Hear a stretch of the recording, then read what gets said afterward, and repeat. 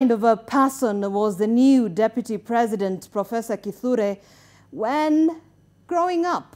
Who are his friends? What were his hobbies? What were his ambitions? And did they ever include ascending to the second most powerful office in the country?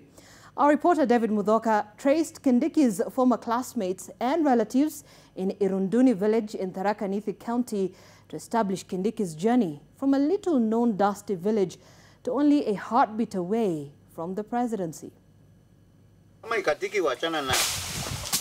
At this little-known Irunduni village in Tharaka Nithi County, we sit down with Njage Ngadara.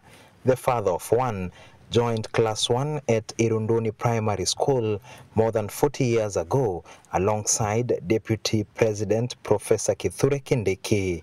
Njage reminisces his years in class with the newly sworn-in Deputy President as if it was yesterday. Iyo baraka alianzia tukiwa watoto wadogo. Njoo hata hiyo nasikia na kuambia mambo ya ile kampira mdogo ya watoto. Yani it was a ref, at the same time a team leader, and at the same time he was the timekeeper. And at the same time, he was the ball keeper. He used to keep the ball in his rocker. Besides being a classmate whom most of his peers looked up to, Njage reveals that Kindiki had a cheeky side that he hardly shows now. Maisha ya Kithure Kindiki haikuwa maisha ukatili. Hata akiwa mtoto mdogo. He was a very humble child. The only thing he had, jokes. He could laugh at you and cry. He used to make a lot of fun out of people. He could laugh at you and you feel that you are completely downtrodden. On the other hand, Joel Njeru tells us that the blood that flows in Kindiki's veins is the same blood that flows in his.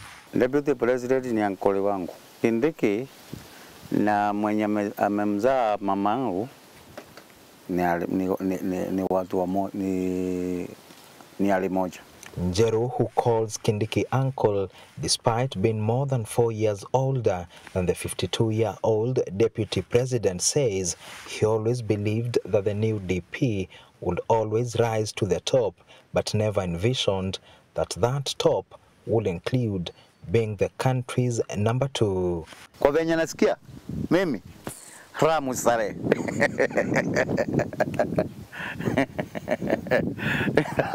ramu sare na kwa moyo wangu mkunjufu zaidi ningependa zindi ya prosindi mpaka awe president kama 2032 tunamsubiri akiwa rais.